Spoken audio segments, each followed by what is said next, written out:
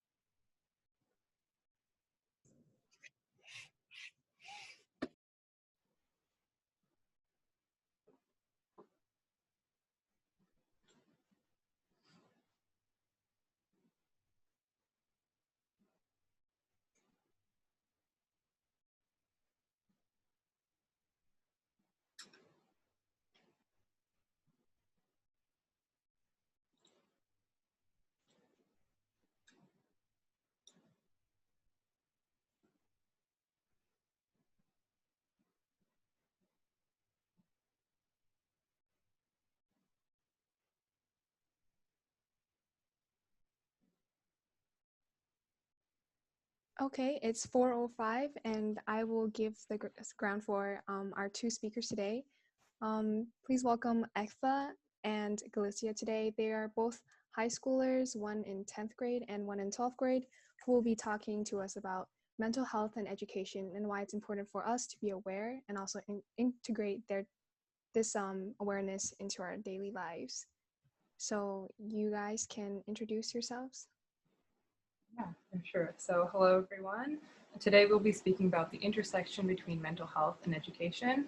And just so we can start off, we will be introducing our two speakers today.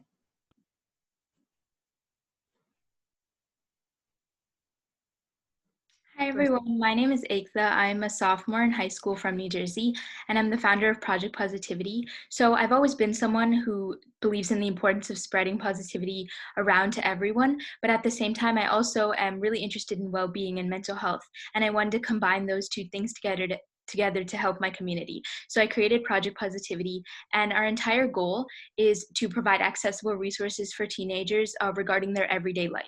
I know that all of you guys are teenagers, and we go through a lot in high school, and I just feel like there isn't necessarily a lot of support when it comes to that. And automatically a solution when you have issues with mental health is therapy, but therapy isn't always accessible to everyone. So I wanted to start an organization that provides these resources for everyone regarding well-being, mental health, and just overall how to be like the best version of yourself you can be. Some other fun facts about me is I like to bake, row, and cook, and I just like meeting new people. And if you want to connect with me, you can follow me on Instagram, which I have listed, and connect with me on LinkedIn as well. If you want to learn more about Project Positivity organization, we have a website, which is projpositivity.org, or you can look us up on Instagram or LinkedIn as well. And I'm extremely excited to be here because it's something I'm extremely passionate about. So we can't wait to share the rest of our presentation with you. Yeah, awesome. Hi, everyone. My name is Galicia.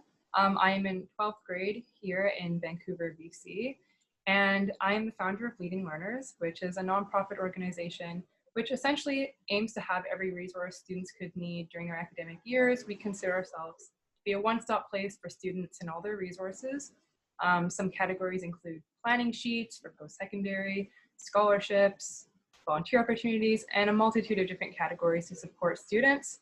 And so I'm really excited to be on this webinar today because education and student impact has been something really dear to my heart once I had started Leading Learners in grade 10, and I'm really excited to talk to you today. And some other fun facts about me, going into the future, I hope to either work in government affairs or the legal realm of work, and in my spare time, I love poetry and I love running.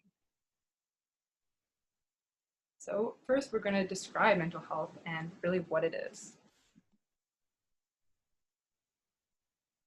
So first of all, what is mental health and why is it important?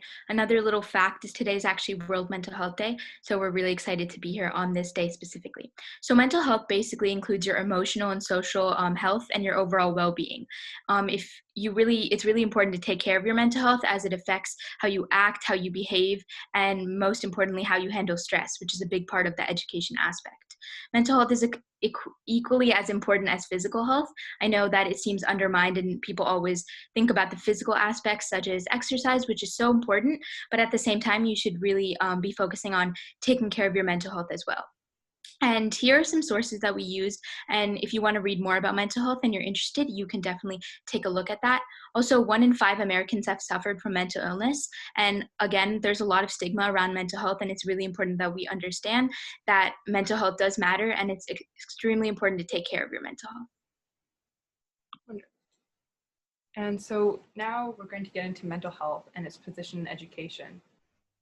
So as we know, going into school, there are a multitude of different stress factors. So for example, when you're going into grade 9, you're kind of building that bridge between grade 8 and middle school to getting into high school. And then once you're ending high school, you're building that bridge towards post-secondary education or your interested field of work. And so when we are in school, there are a wide range of ongoing stressors related to academic demands. That can be academic related stress for achievement, different motivational factors, and competitiveness. Once we start to get involved in our community and in our school environment, we learn and see that competitiveness is not only in our academic achievement, but also in our community service, our impact on everyone around us, and how we can become the best version of ourselves. So there are a multitude of different stresses, as I mentioned, and these stresses and competitiveness can also increase the risk of dropout at school. So it's really important that we address this and help and support students as much as we possibly can. And so how can we handle this stress and overwhelming feeling we keep talking about? Ektha will get into that.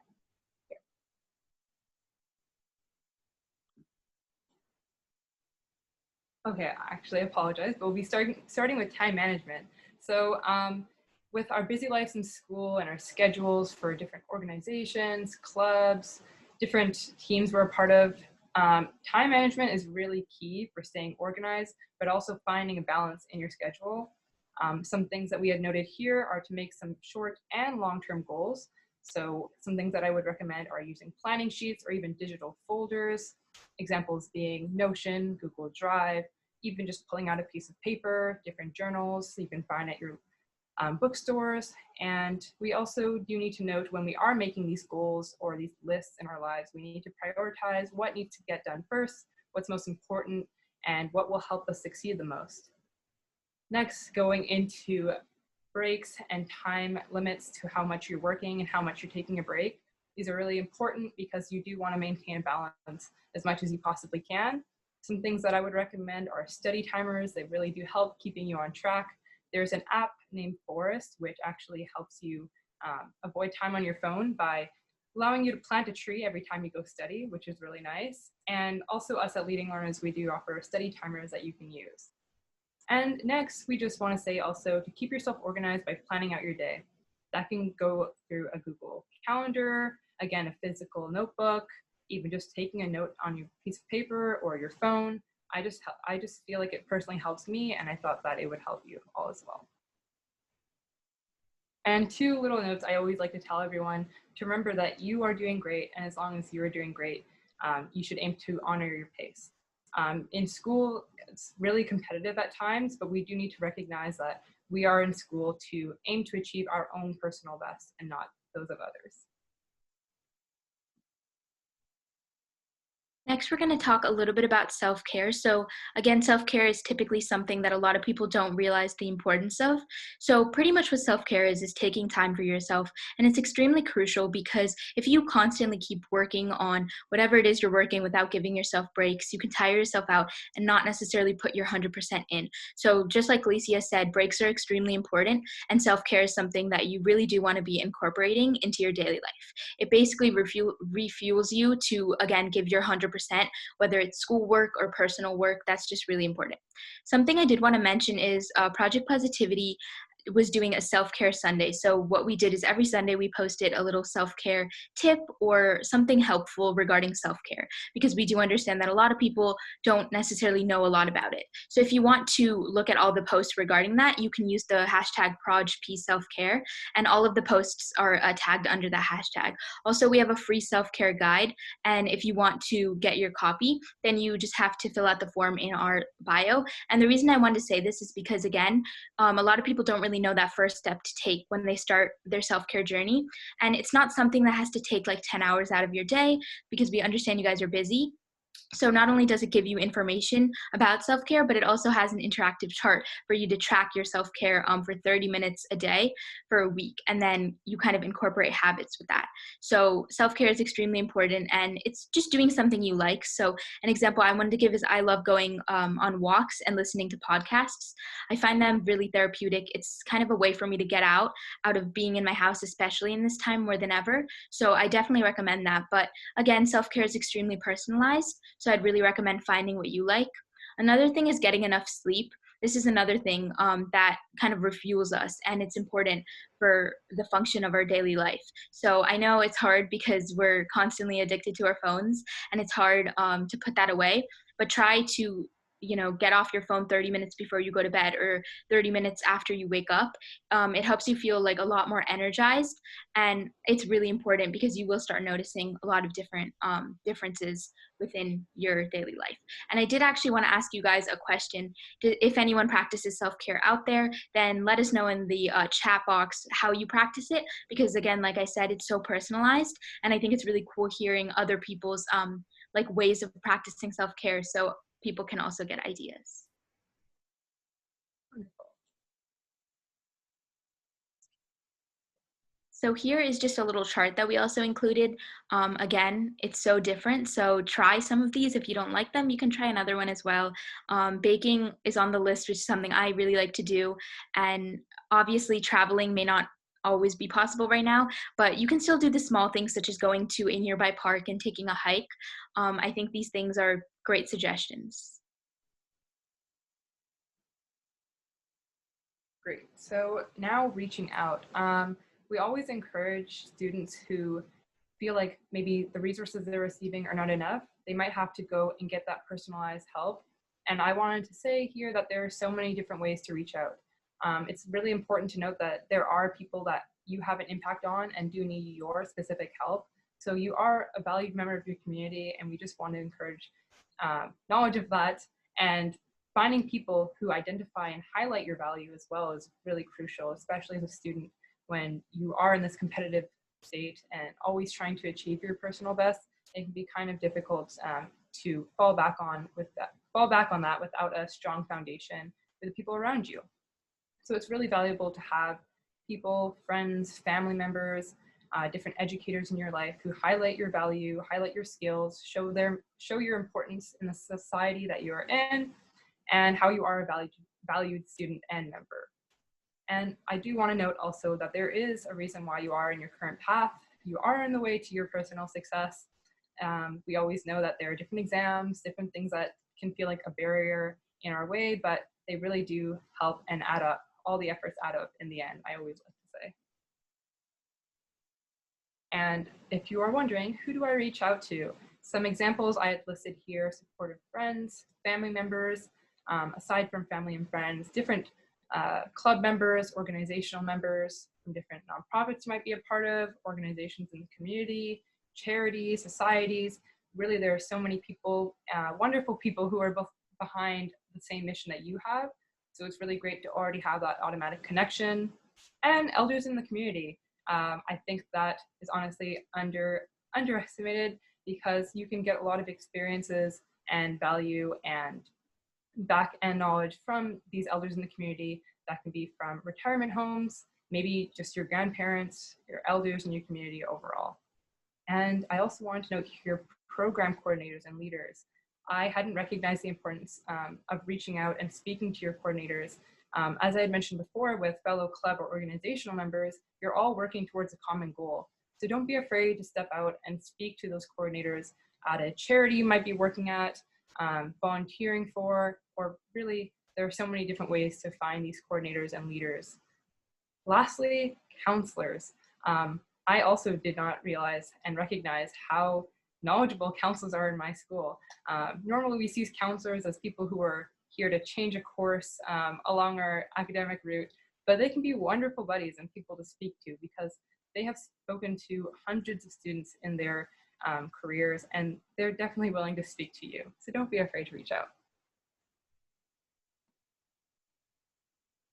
Now I just want to talk about personal well-being in general. I feel like it's definitely, again, another topic that's very underestimated, but taking care of your overall well-being will definitely impact your mental health, especially during school years. So what I mean by this when I say personal well-being and your body and mind and soul as a whole is just taking care of each of those aspects every day. So the first thing is eating healthy foods. It's not easy, obviously, because there's a lot of temptations, but at the same time, it's important to, fill your body with nutrients and it'll give you more energy. So things like protein is really important to get in every day because that keeps you full and it just gives you so much energy.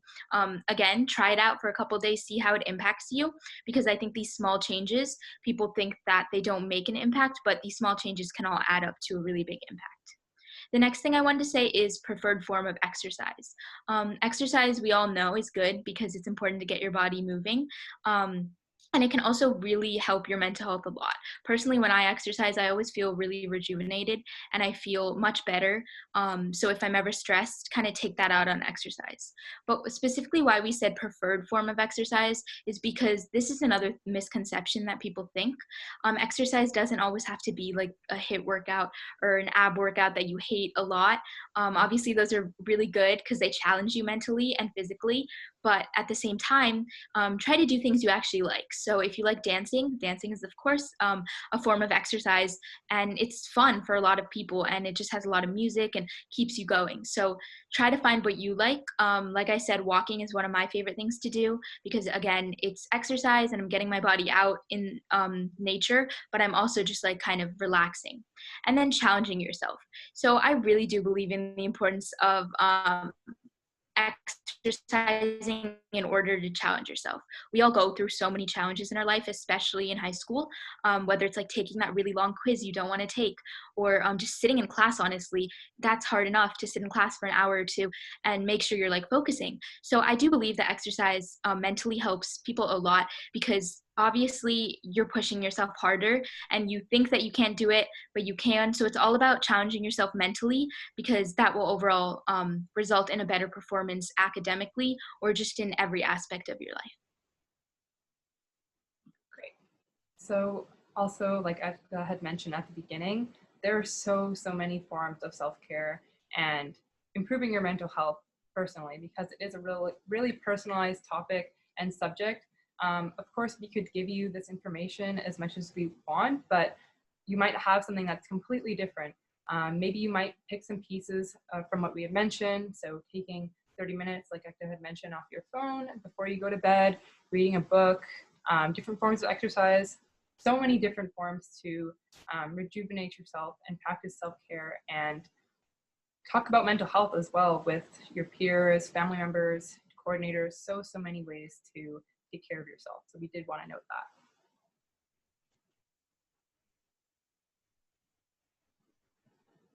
So now we're going to talk a little bit about how we prioritize our mental health. And again, we've mentioned this before. So like I said, walking while listening to podcasts is great. If you like to run, you can do the same thing. Some of my favorite podcasts right now is the Happier podcast with Gretchen Rubin. And then another one is Gen Z Girls. I just feel like it's really relatable. And I also love a podcast called Being Boss. I just think it kind of teaches you in the entrepreneurial mindset, which is not only good for entrepreneurs, but also just in general, it's a challenging, good mindset to have. So I feel like podcasts are not only educational, but also really to listen to. Another thing is planning out my weeks and days and setting goals for myself. This is kind of two things that go hand in hand. I personally love to use planners. Planners are just one of my favorite things ever because I like physical copies rather than online, even though everybody is different. I like to kind of cross it out and then it's like, I finished for the day. So that's something that I really like to do. And then I also usually have like a quote of the week and some goals that I write down on my whiteboard, and it's kind of just always in front of me. And goals are something that everybody needs, and you probably do it, but without even knowing. Like, you have those mini goals, like saying, let me get my math homework done by 7 p.m. Like, those are considered goals that are all going to add up to a major goal of like getting good grades. So keeping yourself accountable and setting goals for yourself every week, every day, and even like in time chunks are something that helped me so much in my life, especially this year more than ever. And I am a huge planner. I love to plan things out just because it makes me feel like organized, and it's definitely very helpful. So I usually write down what I have to do as I go through my school day. And then after school, I like to put it in like a digital calendar, and I'll time block things. So I'll be like, instead of saying like from 3 to 4, I'm going to do homework, try to be more specific. And it's the small changes that always impact something big. So from 3 to 4, I'm not just going to do homework. I'm going to do specifically my math homework and get that done before 4. And these like small changes, they really do make a big difference, especially with our busy lives with sports, clubs, extracurriculars. Planning out your day is something that really has helped my mental health. Great. Okay, so for me personally, I've been running ever since first grade. So I know many people are not really fans of running, but I do love running. And I do practice exercises that we had been given for warm-ups. Unfortunately, some sports of yours might be canceled. My cross country is canceled. So I do still like to practice different exercises and different recalls we had in the past. Just asking my coach maybe what we had done specifically, if he has any preferred YouTube channels, which are wonderful for getting inspiration for your exercise, mediums of exercise. Secondly, I like to use Notion as my second brain. I put that in quotations. I love the term second brain because I'm a person who usually has many ideas, and just being able to put them all on a digital file, a different document, is so great to release any thoughts that might be lingering in my mind.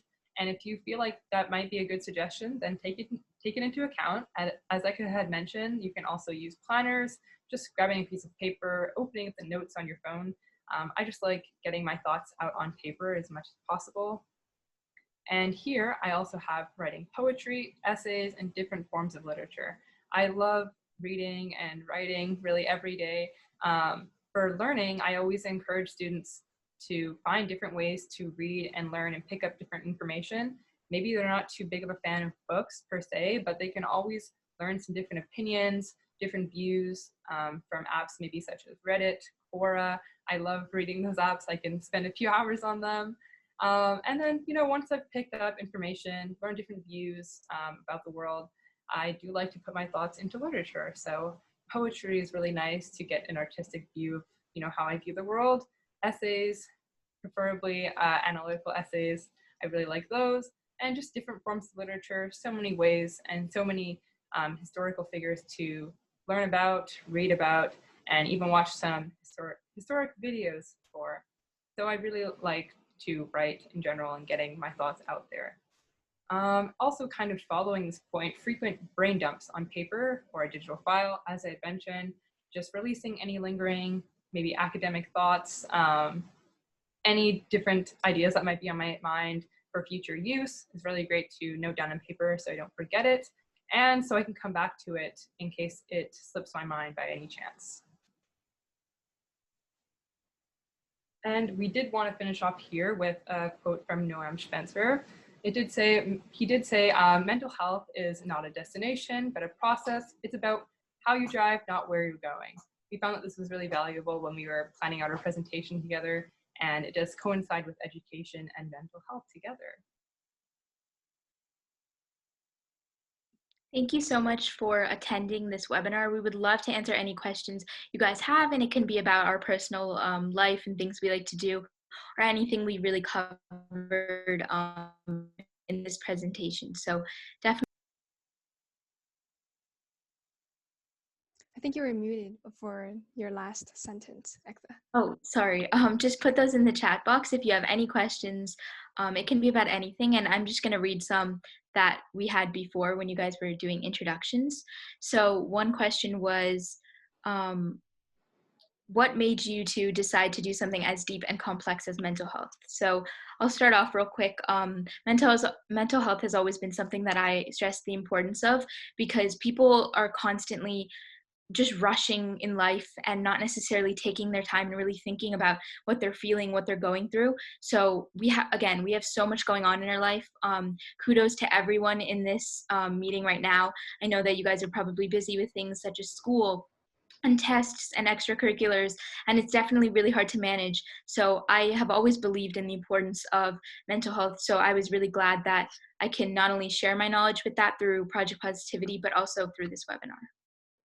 Wonderful. And from my perspective, also like Ektha had mentioned, I just feel like there are many different stresses in school around your academic roots in life. And I've also recognized with impacting so many students through Leading Learners, now that there are so many different types of students and not everyone is going to be on the same path. So it's important to bring awareness towards this and bring awareness towards different barriers or challenges students may have in life. And that can be through mental health, that can be through different financial barriers. Really, there are so many barriers we don't talk about, and I feel like mental health is one that's really important that we cover and bring awareness towards, so students do not only feel alone, but also feel that they're welcome through different organizations and in their community. Another question is, what has been your personal experience with this path? So for mental health, I feel like, we're all like extremely stressed at sometimes. I think for me, it was probably specifically like ninth grade. I kind of just felt like really tense. I didn't really feel like, I guess, I was doing anything for me. And the reason I say that is because I actually saw this like quote. I don't quite recall exactly what it stated, but it said something about like living, like you don't feel like you're living life. You're kind of just going through life. And I actually really agree with that quote. I feel, again, like I've mentioned several times, we're all doing the same things every day, waking up. Now we have to do school and homework and studying, and it definitely gets tensed up. So for me personally, I started kind of taking care of myself more probably in quarantine, but a little bit before that as well, because I did notice that these small things I changed in my life made it to a much bigger impact. Great. And for me, it's a little bit similar. I just feel like we're on a constant go and we don't have time to really sit back and appreciate where we are in life and know that we are supposed to be living in the moment, not making such extravagant plans for the future and not really worrying about what other people think about us or what other students around us are doing. We do have our own roots that we should be focusing on, and I did struggle with that a ton during grade 10 once we began talking about the post-secondary life and the intersection between mental health and education as well. Once we had begun bringing awareness towards this, I had realized it was actually something that I struggled with. And without any of these webinars or without any teachers or educators actually speaking about this, I would have thought that it is completely up to me, and I would have thought that I only suffer with this. So I really did like that we had courses where we could explore this and speak about it even further. Thank you for those really insightful answers. I think for young people this day and age, like we talk about mental health like as a really broad topic, like, oh, take care of your mental health. I've seen that at the end of like so many emails and so many like messages from like peers, but what does that actually mean? And I think you highlighted really important things like to personalize these experiences and also to really reflect on your place, like who you are right now in terms of like transition stage, right? Like going into post-secondary education, like where you are right now, Galicia, since you're in 12th grade. I think this is so important, and I'm really, really glad that you brought up all these points. That being said, I do have a question, like how do you guys figure out like what exactly you need? Because sometimes, right, like personally, I feel like when I'm feeling really stressed, sad, angry, or even confused, I I tend to, I guess, shut myself away from like the people who care about me, and it's not really easy to open up in a way that some people might find easy. So what advice do you have for those people, especially sometimes cultural and social circumstances condition people to feel like they need to suppress like their feelings, they can't show weakness, or they have to just push through because that's the expectation put on them? Yeah, that's a good question. Ektha, am I okay to start? Yeah, of course. Okay, so so originally, like I had mentioned in grade 10, I had felt like it was really up to me to deal with all of these stresses in my life through my academic route. But I think that one thing that really helped was normalizing this and destigmatizing all of these issues that arise in our lives. And so I just began doing research, first of all, to see how many people were really dealing with this. And I'd recognize it's really normal to have these different stresses in school. I had mentioned competitiveness, not only in our academic achievement, but also community service, different involvements, teams, sports, clubs. There are really so many things that students can stress about, and it becomes really overwhelming. Then once I had recognized, there are different students in my school, once I had done surveys for them, I had seen that there are students like myself who are struggling like this. So once I had learned more about this topic and learned more about the different stresses in school and in our lives as students, that's when I began reaching out. I think that you can build that courage, build that confidence by just learning more and normalizing these different problems. Yeah, I completely agree. And Victoria, that was a great question because I've definitely felt like that. I have an amazing support system, whether it's from my family or friends, but oftentimes you feel like you're putting your like troubles on other people. So it's definitely something hard to overcome because you can't express it. So this is kind of a different like type of tip, but I've noticed it definitely has helped me a lot. Surround yourself with people who like you love you and who you trust as well, and build those close relationships. Like you don't really need negativity in your life. You don't need those people who are like forcing that negativity on you, and whatever the situation is. But not only that, when it comes to surrounding yourself with positive people, I mean that in every single aspect of your life. So personally for me, I'm on TikTok hours a day, and it may not be the best use of my time, but I make sure that I'm not seeing negative content. I'm not seeing those people who are rude or not having a good impact on me. So recently I followed a lot of like health and I guess again like well-being TikTokers. Same thing with YouTube and Instagram.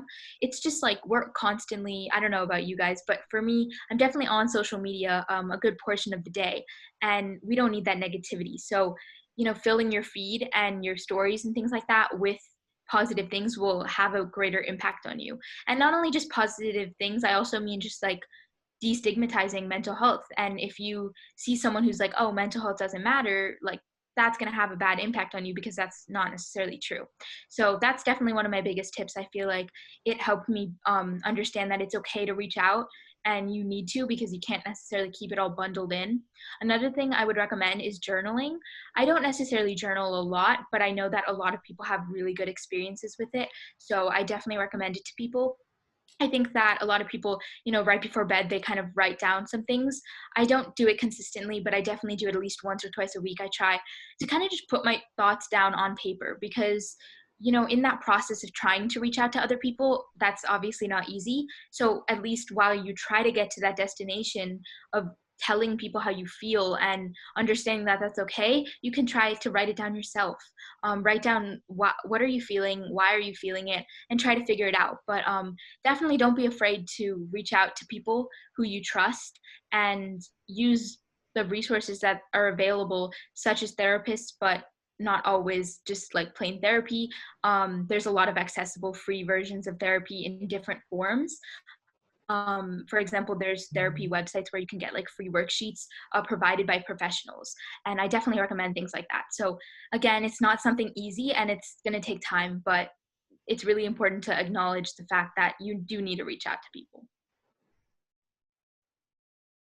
Thank you so much both for that answer. And that made me think, so like you guys both have a lot of experience in terms of not just personally trying to resolve like the negativity that might be bogging you down in your personal academic careers, but also I was wondering if there are people like me today who attended this webinar and decided mental health is like a really serious, well, not a serious thing, but it's an important thing that we need to address not only within ourselves, but also in like our immediate surroundings. How would you suggest someone to go about bringing this topic up to people that might not be constantly talking about it or not even very woke on this subject? Like on a personal matter in terms of like reaching out to friends, and also on like a public front, like you guys are leaders of like your own organization. Like what would you suggest in terms of personal and like publicly bringing this topic up? Okay, great. That's a great question. So for personal, I would suggest that immediate circle you have around you, that support system, that foundation I consider. So like I had mentioned, your friends, family members, and I had talked about program coordinators, different leaders in your community. That's where you can get more of that personal feel, and different counselors or therapists you might be able to speak to. I feel like that brings in a good personalized touch to whatever you're discussing, and it makes you feel welcome because people have your experiences in the back of their mind. They take that into consideration when they are speaking with you. And once you had mentioned the public front, I immediately thought about sharing information. I've noticed Gen Z has honestly done a lot of progressive work with showing care, and also sharing different information to get that support, to get that help.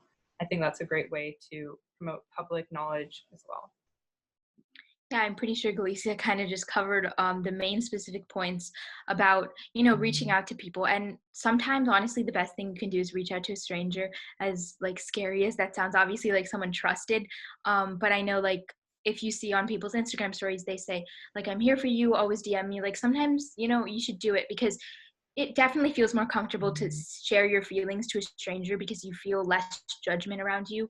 But either way, it's extremely important to like build up that like relationship with your friends to acknowledge it. And again, social media has definitely, like Alicia said, has taken like a big step forward when it comes to talking about mental health. And you see a lot more people posting about it, which is definitely important, because obviously it's something that has a lot of stigma around it, and we're trying to break that stigma. So you can try like reposting things, and read the different posts that people are reposting about the importance and things like that, and share that knowledge with your friends. And also just try to make that impact for yourself. It's so important to take care of yourself. I promise it's not something selfish to do. It's important. One of my favorite quotes is, um, you can't pour, I forgot what the quote was. It was about like a plant. You can't pour water, anything. You can't pour yourself on other people if you don't have any left yourself. I definitely worded that wrong, but what I mean by that is if you don't have anything in you, any love in you for yourself, then you can't give that to other people. That kind of goes along with saying like, treat yourself just like how you treat other people. And so that's just something really, really important, that you need to take care of yourself. So once you start making those small changes to improve your mental health, people will kind of follow you along and start doing the things that you do, because that's just kind of how it works. Like if you see someone doing something, you try it out. So I definitely recommend that as well. Thank you for that. Do you guys have any last comments or any, I guess, closing statements, or does any of our audience members have any more questions, comments, concerns that you would like to share with us? I'll wait for the audience to leave any last questions, but I did want to note, I love the quote, self-care isn't selfish. It's really great when you are taking time for yourself, because you get to A, explore yourself better, and B, find different mediums to feel fulfilled, I guess, personally. There's so many different forms of self-care, different things that you can do during the day, planning, writing out your thoughts. There's so many different ways that you can practice self-care. So don't feel that you're confined to one certain thing, and don't feel like you're being selfish when you are taking time for yourself.